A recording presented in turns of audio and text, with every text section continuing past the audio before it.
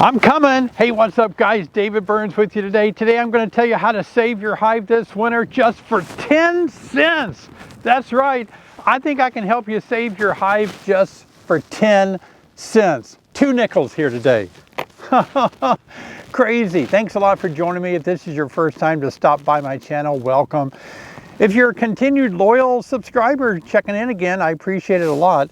We talked last time, I met with you guys about keeping your hive from getting too much moisture in the wintertime. You guys love that video, by the way. Thank you so much for all the thumbs up and all the views. I appreciate it, and all the new subscribers. I do appreciate it. Today we're going to take it a little bit further because some of you are having trouble getting my Winter Be Kind. Maybe we're sold out or whatever. You're not sure what to do to keep your hives from getting too much moisture this winter. I got a really cool trick for you today that's going to really be nice. I can't wait to share it with you because I know this is going to be helpful. A lot of you have been asking me a lot of questions. I jotted them down because I wanted to address some things. You know, that's what I'm here for, to help you guys keep healthier bees and make fewer mistakes. And so I kind of wanted to bring some questions up today and answer those and show you how to save your hive this winter for 2 nickels. Great information. I'm so worried about moisture.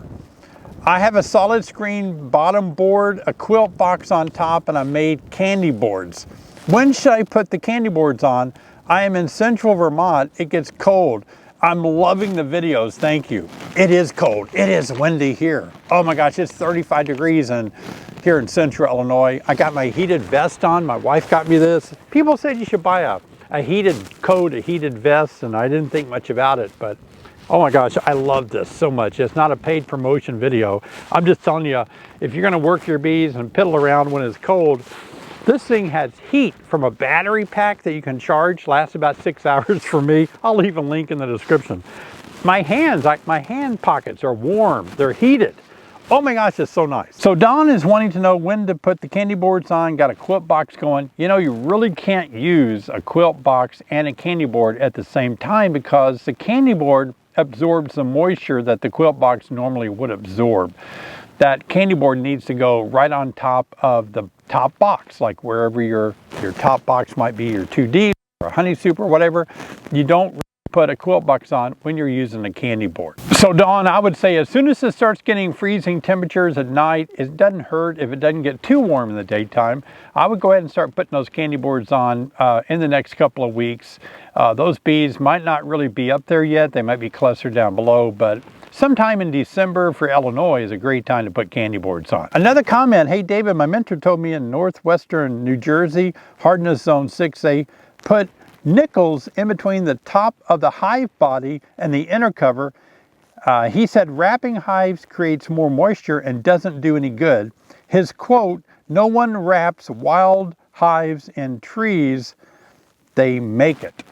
Well, now wait a minute. Nobody wraps hives in trees. There's a little difference between a beehive, a Langstroth hive like I'm hanging onto here, and a tree. Trees are generally 3 to 6 inches in thickness, or even more. They have the bark, they have all that wood, so bees are inside of a hollow tree with a lot of thickness of the tree. And so we really can't compare that to a hive like this one made of 3/4 inch pine. It's a big difference. I think by wrapping it, there would be a little bit more advantage, especially if your hive was a little bit weaker in number. They didn't have enough bees to kind of keep it really toasty in there when they're clustered together. So I think wrapping is a great idea if your colony is smaller than normal. A large, healthy sized colony with a lot of resources, food and honey on board should do just fine. But if they're a little weak, it's going to be a problem. Now, putting 2 nickels, as 1 nickel maybe, but putting nickels between the inner cover and the hive bodies, I don't think is a good idea. Let me show you why. Okay, so on this hive, I actually have 2 deeps, and then I have an extra honey super right here. And so in this case, here's what would normally be called my inner cover. But of course, this is my Burns feeding system that I'm about to show you how to use this as a quilt box. So if I took the advice of his mentor and put the nickels between my inner cover, if this was an inner cover, and the box or my brood box for winter, what I'm going to be doing is making a space, an air space right here. And I'll tell you why I don't like that. I don't like it because now if I jack that open, I believe I'm going to have too much wind hitting that space right above the brood. I'm going to have too much rain on cold, snowy, wintry days. Even though this is pretty darn thin, it's still going to allow way too much. So let me show you a better way to make a quilt box to absorb moisture out of a Burns feeding system with this empty box on top. So you may remember what it looks like in here. I've been feeding my bees and I haven't fed them for a little while because it has turned cold. So let's take our top off. Hey guys, before we pop the top off, don't forget 50% off all of my online classes on Black Friday. We're probably gonna go with 50% off on Thanksgiving Day all the way through Cyber Mondays. So down here is my Burns feeding system, and you can tell I've got my feeder jar still in there, and my bees are not presenting on these top bars. That means they're further down. And here's the empty jar that I add the protein to, and they've eaten it all, been feeding that. But let me just show you. So this can actually act as a ventilation box, like a quilt box, so to speak. Now, some people may be familiar with a Vivaldi board. A Vivaldi board is similar to this, only it's about 2 inches over here, maybe tall, and it has some vents on both sides, and it has a hole in the middle, like maybe like a circle hole like that. But if you already have one of my feeding systems, there are a few bees presenting, but they're down in there. Let's see if we can hear them. Oh yeah, got them. I hear them down there. So in this case, look at all these openings. You know, the pollen patty opening and the jar feeder openings here. It creates a lot of wind, or a lot of a place for the bees to have moisture kind of coming up into this area here. Yeah, after I knocked, you can see them coming up a little bit. So what I would suggest doing, if you want to use this instead of a vent board, you can go ahead and use the Burns feeding board as your quilt box. Just take this big piece of burlap. I'll leave a link below where you can buy this food grade burlap. But you can throw this burlap in here like this to absorb the moisture. Look at that. Just lay that in there over these holes and then put the top back on. Now, where does the 10 cents come in? I do like the idea of the nickels because I do want to get some of this moisture out of this box here. So I'm going to lay 1 nickel right here on top of that box right there, that edge. And then I'm going to come over here and lay another nickel right there. Now I'm going to put the top cover on, and I'm going to show you how it makes a little bit of a place for this excess moisture to get out of this box. I'm going to set this just right so the top cover doesn't make the nickels fall in. I think I can pull that off. Let's see.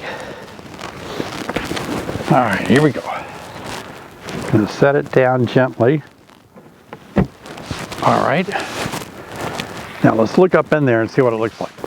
Well, can't really tell, but I have the thickness of the nickel making this an air gap on this side, and then I have the thickness of the nickel making an air gap on this side as well. Now, for goodness sakes, you've got to remember you need something heavy like this cinder block to hold down the top and the box below it onto that Burns feeding system. What we're doing is using the Burns feeding system feeder, leaving it on above the brood nest, above, even if you leave it on with an extra super like I have here, put it on the top box of whatever your configuration is. You don't need an inner cover.